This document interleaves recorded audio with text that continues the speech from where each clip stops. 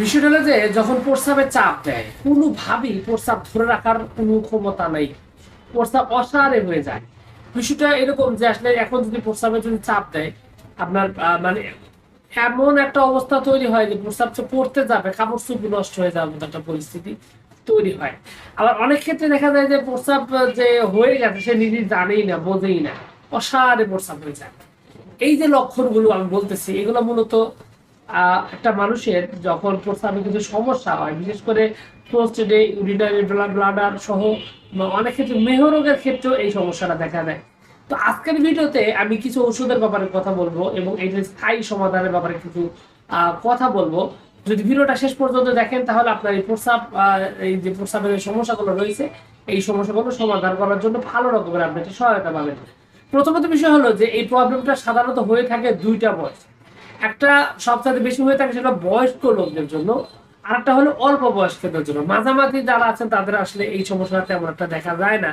তবে অল্প বয়স্ক বা মাঝারি বয়স্ক যাদের আছে তাদের এক সমস্যাটা হওয়ার পিছনে একটা কারণ থাকে, সেটা হলো মেহরোগ। মানে অধিক মাত্রায় হস্তমৈথুন মাস্টারবেশনের ফলে এই মূত্রনালী মূত্রথলিতে সমস্যা তৈরি করে এবং প্রস্রাবেও সমস্যা তৈরি করে, যার কারণে দেখা যায় যে প্রস্রাবে যদি এখন চাপ দেয় জিপা খোলার মতো সময় নেই।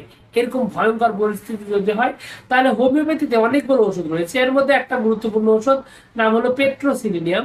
এই পেট্রোসিলিনিয়াম এটার জন্য খুব ভালোভাবে কাজ করে। আর যদি জঘন্যতম একটা স্বভাব যেটাকে বলে মাস্টারবেশন, এটা অতিরিক্ত অথবা অতিরিক্ত যৌন কার্যকলাপ করার কারণে যদি আপনার প্রস্রাবের সমস্যা হয়ে থাকে তাহলে অ্যাগনেস কাস্ট হোমিওপ্যাথি একটা গুরুত্বপূর্ণ ওষুধ। এটা খুবই সুন্দরভাবে খুবই দ্রুত আপনার এই প্রস্রাবটা নিয়ন্ত্রণ করতে সক্ষম এবং আপনার এই অবস্থা থেকে বের করে আনতে পারবে।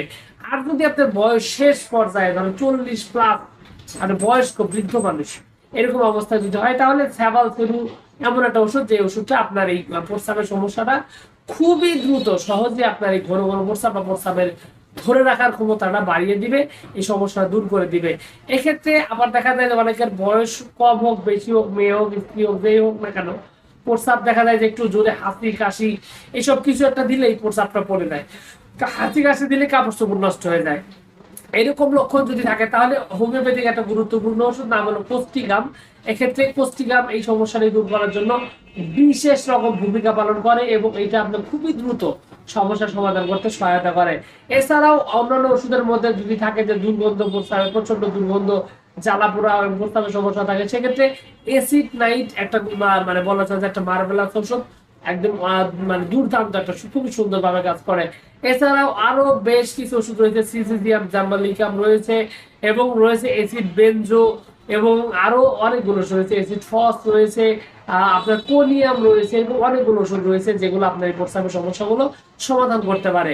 তবে একটা বিষয় হলো যেখানে আসলে যে ওষুধগুলোর কথা বললাম এই ওষুধগুলো যদি আপনার রোগের লক্ষণের সাথে মিলে যায় তাহলে আপনি এই ওষুধগুলো নির্দ্বিধায় খুব দ্রুত আপনি সেবন করতে পারেন।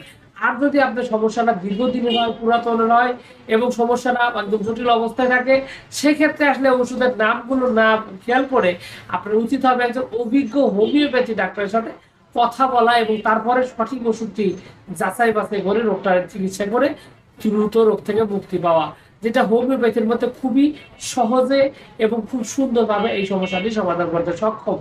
আর এই ক্ষেত্রে আপনি চাইলে যোগাযোগ করতে পারেন আমার সাথে স্ক্রিনে দেওয়া নাম্বার থেকে, দেশের যে কোনো স্থান থেকে আপনি যোগাযোগ করে সরাসরি চিকিৎসা সুস্থ হতে পারেন। তো সবকিছু মিলে এইটুকুই ছিল আজকের ভিডিও। আশা করছি পুরো তথ্যগুলো আপনার কাছে অনেক অনেক বেশি ভালো লেগেছে। আর যদি লেগে থাকে অবশ্যই ভিডিওটিতে লাইক দিয়ে চ্যানেল প্রথমবার এসে থাকলে অবশ্যই চ্যানেল সাবস্ক্রাইব করবেন। কোনো প্রশ্ন কোনো মতামত কোনো অভিযোগ থাকলে কমেন্টস করে জানাতে পারেন।